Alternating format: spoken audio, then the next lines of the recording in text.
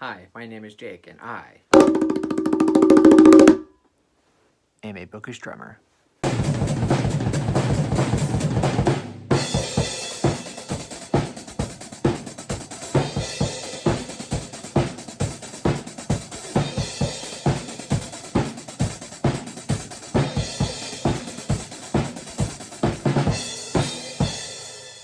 So for this video, I'm going to be doing a book review for a Stephen King book that I recently just finished. And the book that I just read is The Girl Who Loved Tom Gordon. Now, I've only done a couple of dedicated Stephen King book reviews in the past, and that was last year with his new release Later and Billy Summers. So some of y'all might be wondering why I'm choosing to do a book review for this book. Might seem kind of random, but basically the answer is I have a new feature on my Patreon that allows all of my patrons to vote for which King book they would like me to read for the month, and I will read and review it for the channel. Hence, why I am reading The Girl Who Loved Tom Gordon. It was spun for the month of March, and it was chosen, and this was voted on by my girlfriend Stacy. And no, I'm not playing favorites. I actually spun the wheel, I promise. And yes, she chose this book, and I read it, and I'm very glad that she chose this book because I actually had a very good time reading it.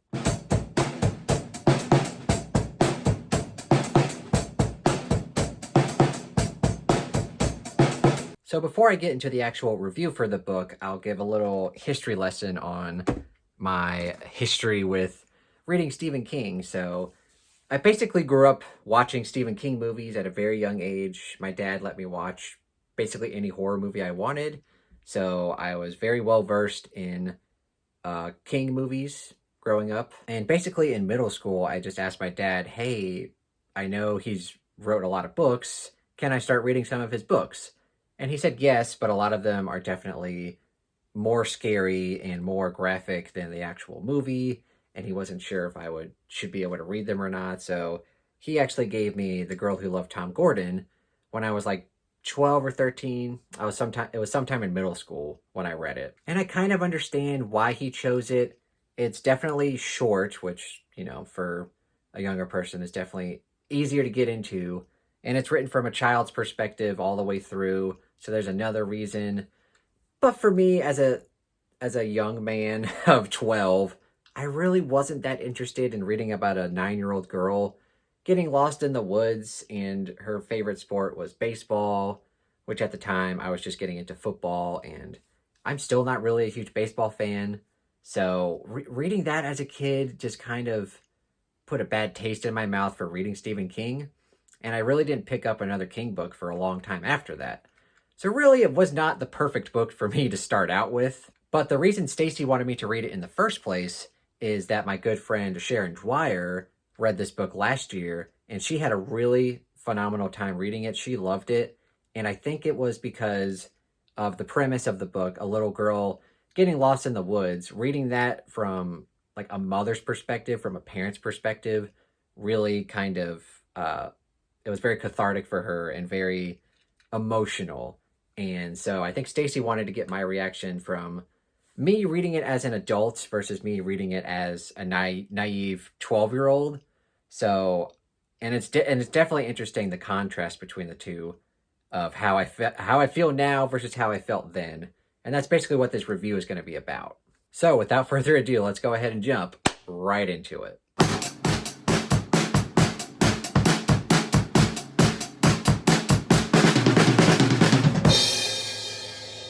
So right off the back, I will say that I did love The Girl Who Loved Tom Gordon much more than I did when I was 12. It was a really good read. I won't say it's perfect. I will say probably when I was 12, I think I was more indifferent towards it. So I probably would have given it like 2.5 or 3 stars. But this time around, I gave it a solid 4 stars. I really enjoyed it.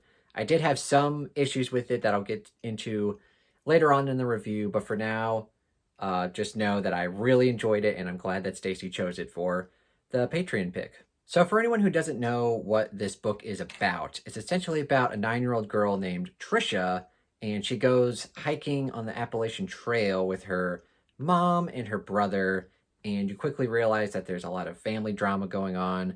The mother and the dad recently divorced, and the her 14-year-old brother not having a good time, and neither is 9-year-old Trisha. They really don't want to be out there. They kind of just want to be doing something else, but her mom kind of forces her to go do something with them. And so they're hiking on, the Appalachian Trail, having a decent time. And then, of course, with the family drama going on, the mom and the son start arguing about something. And Trisha's kind of tired of it, so she kind of lags behind and goes to the bathroom. And then before you know it, the mom and the son are gone, and she's alone in the woods by herself, and no one else around, and basically she gets lost in the woods. So essentially what you get with this book is you get a 9-year-old girl named Trisha who's lost in the woods, and she's trying her best to survive. And the reason why the book is called The Girl Who Loved Tom Gordon is because she and her dad are big baseball fans. They're big Red Sox fans. And at the time this book was written, a player named Tom Gordon was a very good pitcher, and that's her favorite player. She thinks he's very cute, and he's, just a very good player. And when she's lost in the woods, she has her Walkman with her, and she's sometimes able to get a reception, and she can listen to the Red Sox game that's going on. So that's why it's called The Girl Who Loved Tom Gordon. But because the book is so short, it's a measly 300 pages with very large font. I don't want to give too much away because it reads very quickly. I also listened to the audiobook, which was very good. The narrator's name is slipping my mind, but the narrator did a very good job. Very quick audiobook for anyone who wants to sit down and listen to it. I think it was about 6.5 hours, so very good audiobook.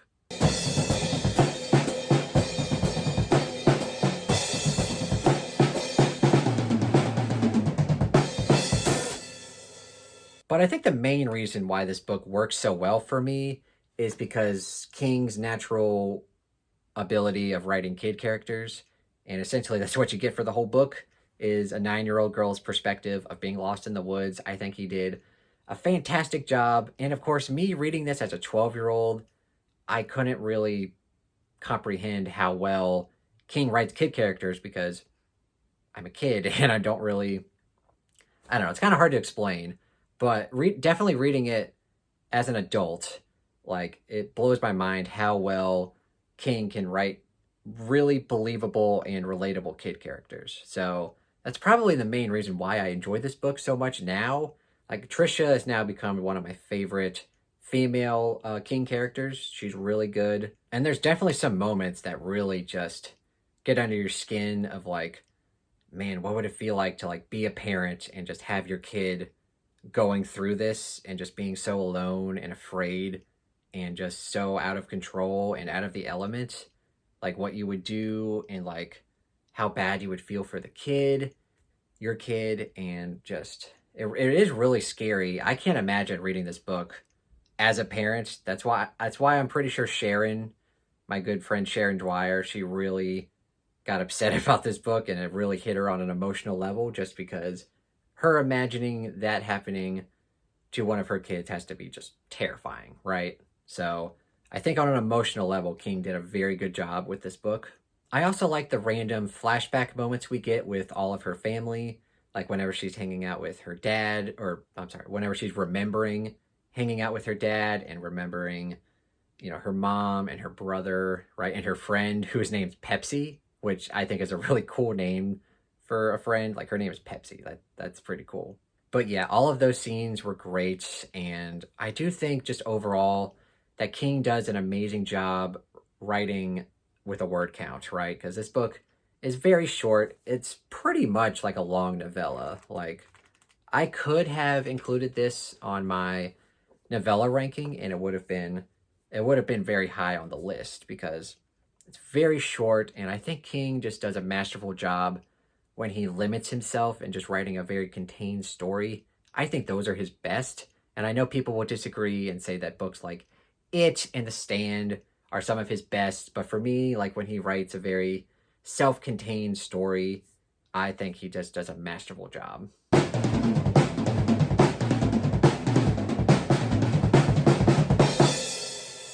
But even though I did really love this book, I really liked the main character and her struggle of surviving in the woods and how King was able to create such a believable kid character and just make everything seem real. I do have a couple problems. Two main problems. One is all of the baseball stuff, because as an adult male, I'm still not a big baseball fan. I love me some football, I love me some basketball, but I've never liked baseball. It's one of the most boring sports ever. In fact, I'd probably watch soccer more than I'd watch baseball. But there's a lot of baseball stuff in it, even to the point where the chapters are literally like first inning, second inning, bottom of the fourth, top of the seventh, or whatever. And that's not my favorite aspect of the book. And there is a very detailed scene of her listening to her Walkman in the woods. And it's basically them, or her listening to an announcement of the game right at the very end, where Tom Gordon is, of course, playing.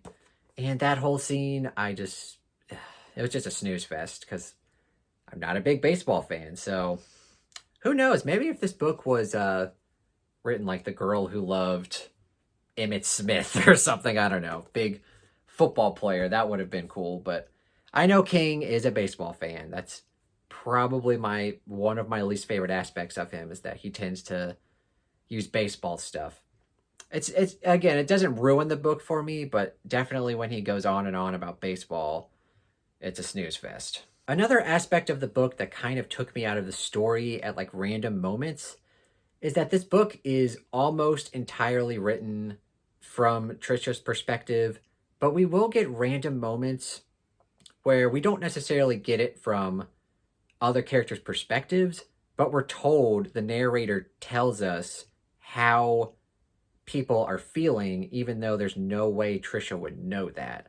So Trisha would be, dealing with something or going through something in the woods, and then all of a sudden we'll get a sentence of like, and at that moment her mother was, sitting in a motel room doing such and such, or her brother was feeling this way.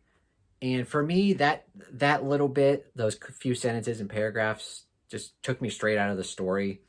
Like, I wanted the whole thing to be told from Trisha's perspective. And I think it would have been more interesting to her, or for her to kind of reflect and think about how they would feel, rather than the narrator kind of telling us exactly how they felt, even though there's no way Trisha would know that. I think that would have been a much better exploration for how she felt, because at the beginning of the story, you definitely get her frustration with her parents and her brother, of them, just typical family drama, right?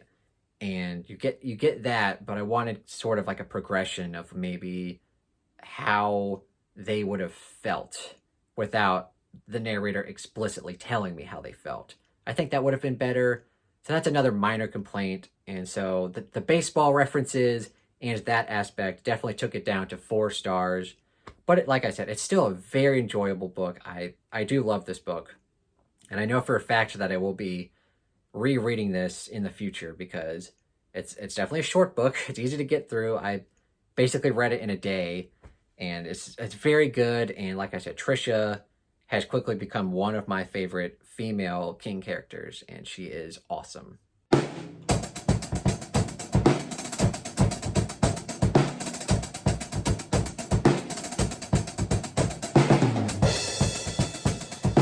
All right, so that basically wraps up my thoughts and feelings about The Girl Who Loved Tom Gordon. And again, that was the first pick for my Patreon thingy that I'm doing, called the Stephen King TBR Wheel Spin.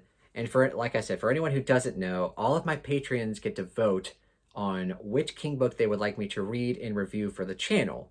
And so if you sign up for tier 1, which is $1, you get 1 vote. Tier 2 is $2, you get 2 votes, and so on and so forth. And for anyone who's interested in voting on the Stephen King book that I will read and review for the channel in April, there's still plenty of time to check out my Patreon if you're interested and you're willing to support me financially for the channel. And yeah, you'll get to vote on which Stephen King book you want me to read and review for the channel in the month of April. And right now, we actually have a lot of votes for Desperation, which I believe 2 people have voted on, so that's 5 votes. So that has a pretty good chance of winning, but there's also a lot more books. Someone voted for Doomy, someone voted for The Dead Zone, someone voted for Needful Things, and someone voted for Mr. Mercedes. Any of those books have the possibility of being chosen for me to read and review for the channel in April. And if you want to include more votes for any of those books, maybe you really want me to read Needful Things or Doomy, or maybe there's another book entirely that you want me to read and review for it. All you have to do is go sign up for Patreon if you want to, and I'll message you and you'll get to cast your vote, and I'll put it on the wheel spinny thingy. Very technical term. But anyway, that about wraps it up. And so my final thoughts, I really enjoyed The Girl Who Loved Tom Gordon. I definitely think that I got a fresh perspective reading it as an adult versus me reading it back in middle school. I think my experience was enhanced by me being an adult and just really picturing like how scary that would be for someone to go through. Not even the kid, but just as a parent. I'm not a parent, but just if, oh dear. Just thinking about what that would be like if you were a parent and your kid was lost in the woods. That would be utterly terrifying, and it's definitely something that could for sure happen. Like, this is definitely a very realistic King book. It's definitely realistic more so than something like Pet Sematary or The Shining or Christine, right? This is definitely more grounded in reality, and I think that's why it affected me more, because typically, like, paranormal, supernatural King stuff, while it's fun, it's definitely not usually scary for me. It's the stuff that's more grounded in reality that tends to scare... I almost said scarify.